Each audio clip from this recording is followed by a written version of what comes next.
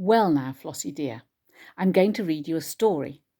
And I'm going to read you a story from Pippi Longstocking. I don't know if you remember, but quite a few weeks ago we read the first chapter about Pippi Longstocking. And she's a little girl who lives on her own. She lives in her house without her mummy or her daddy, and she has a very wild time, but quite a bit of fun. And I don't know if you remember, but next door to her live a little boy and a little girl called Anika and Tommy. And they, of course, live with their mum and dad. And they think it's very exciting that Pippi Longstocking lives all on her own. So this story is called Pippi is in a thing searcher. Pippi is a thing searcher and ends up in a fight. Oh dear. Anyway, we'll read it and see what happens. I won't be very good at showing you the pictures, but I'll try.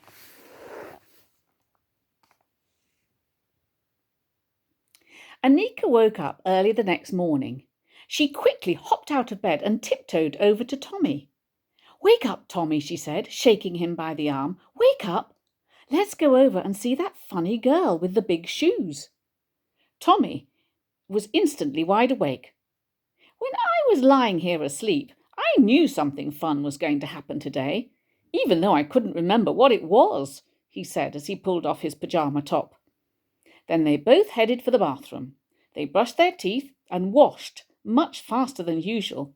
They threw on their clothes, and a whole hour earlier than their mother was expecting them, they came sliding down the banister.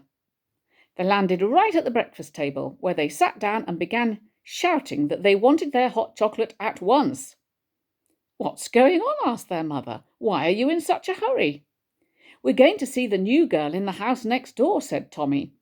"We might stay there all day," said Anika. On that particular morning, Pippi was in the middle of baking ginger snaps. She had made a huge batch of dough and rolled it out on the kitchen floor.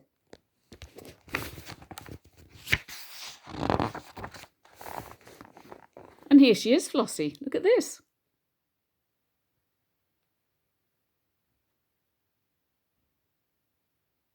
Rolling it out on the kitchen floor.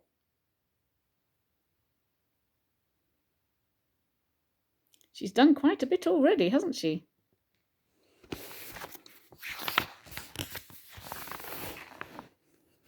"Because you know what," said Pippi to her little monkey. "What good is it to roll the dough on a table when you're going to make at least 500 ginger snaps?" So there she lay on the floor, cutting out heart-shaped ginger snaps for dear life. "Stop walking in the dough, Mr. Nilsson," she said, sounding annoyed, just as the doorbell rang. I think Mr. Nilsson must be the cat.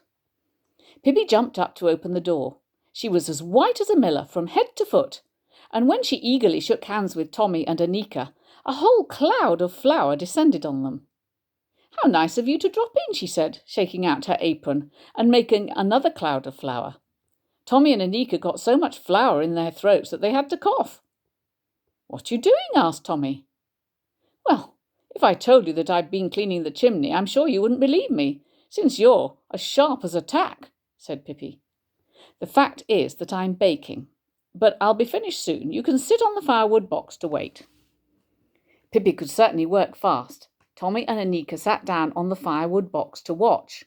She rolled out the ginger snap dough, she tossed biscuits onto the baking trays, and she flung the trays into the oven. They thought it was almost like watching a film. "Done," said Pippi finally, as she slammed the oven door on the last baking trays with a bang. "What shall we do now?" said Tommy. "I don't know. What have you got in mind?" said Pippi. "But I'm not the sort to lie around. I'm a thing searcher, you see, and that means I never have a moment to spare." "What did you say you were?" asked Anika. "A thing searcher."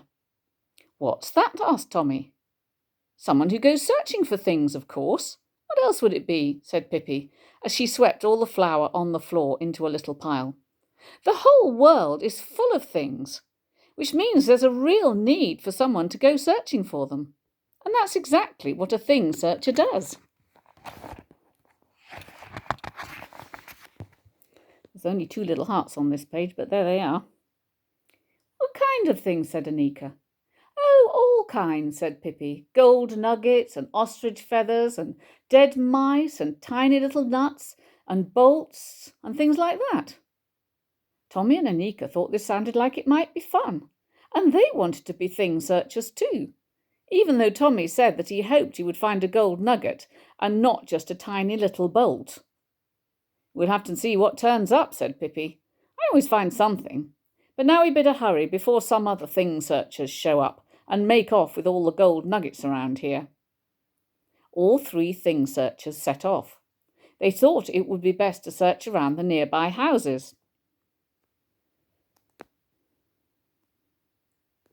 because Pippi said that even though it was possible to find little nuts and bolts deep in the woods, the best things were almost always found where people lived. Although for that matter, she said, I've also seen examples of the opposite. I remember one time when I was out searching for things in the jungles of Borneo.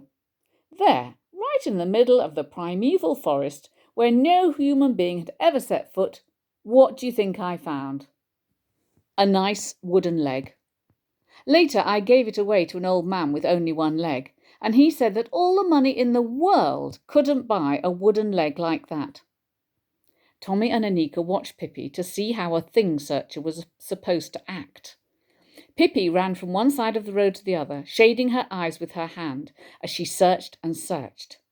Sometimes she would crawl on her knees, stick her hand between the slats of a fence, and then say with disappointment, "How strange. I was sure I saw a gold nugget." "Can we really take anything that we find?" asked Anika. "Yes, anything lying on the ground," said Pippi. Some distance away, an old man was lying in the grass outside his house, sleeping. "That man over there's lying on the ground," said Pippi, "and we found him, so let's take him." Tommy and Anika were both quite startled. "Oh, no, Pippi, we can't take an old man, we just can't," said Tommy. "Besides, what would we do with him?"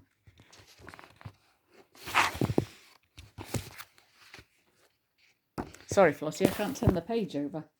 It's taking me quite a long time.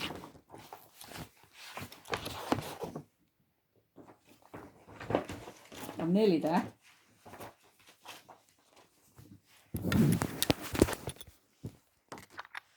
What would we do with him? There are plenty of things we could do. We could put him in a little rabbit cage instead of a rabbit and feed him dandelion leaves. But if you don't want to, that's fine with me, even though I think it's annoying that some other thing searcher might come along and nab him. They kept on going. Suddenly Pippi gave a loud roar.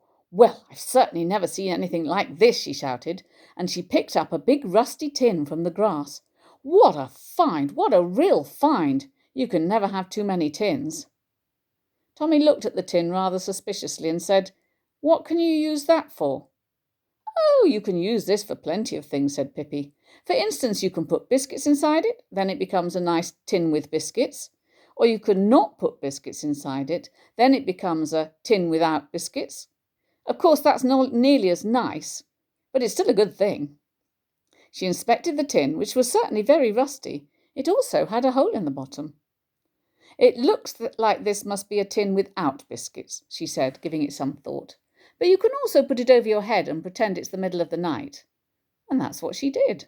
With the tin over her head, she wandered through the neighbourhood like a sort of tin tower, and she didn't stop till she tripped over a wire fence and landed flat on her stomach. There was a huge bang when the tin hit the ground. "So there you see," said Pippi, taking off the tin. "If I hadn't had this on, I would have landed flat on my face and really hurt myself." "Yes, but if you hadn't had that tin on your head," said Anika, "you would never have tripped over the wire fence." But before she had even finished speaking, Pippi gave out another roar and triumphantly held up an empty cotton reel. "This seems to be my lucky day," she said. "Such a sweet, sweet little cotton reel for blowing soap bubbles, or you could put it on a string and wear it like a necklace. I'm going to go home and do that right now." At that very moment, the gate of a nearby house flew open and a boy came rushing out. He looked scared, which wasn't so strange because right on his heels were 5 other boys. They soon caught him, and then they shoved him against a fence, where they all attacked him. All 5 of them started hitting and punching him. He began to cry and held up his arms to shield his face. "Go to it, boys," yelled the biggest and strongest of the lot. "That way he'll never dare show his face on this street again." "Oh," said Anika, "that's Villy they're beating up. How can they be so mean?"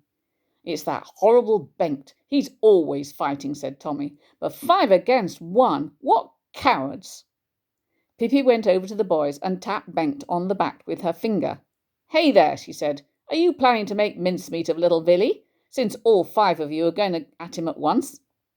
Bengt turned round and caught sight of a girl he had never seen before. A complete stranger who dared to poke him. At first he merely stared at her out of sheer astonishment, but then a big sneer appeared on his face. "Boys," he said, "boys, forget about Villy and take a look at this girl. What a weird little girl she is." He slapped his knees and started laughing. In a flash they were all crowding around Pippi, all except Villy, who wiped away his tears and Yeah? Oh, I'm just... Oh. No, I don't know. I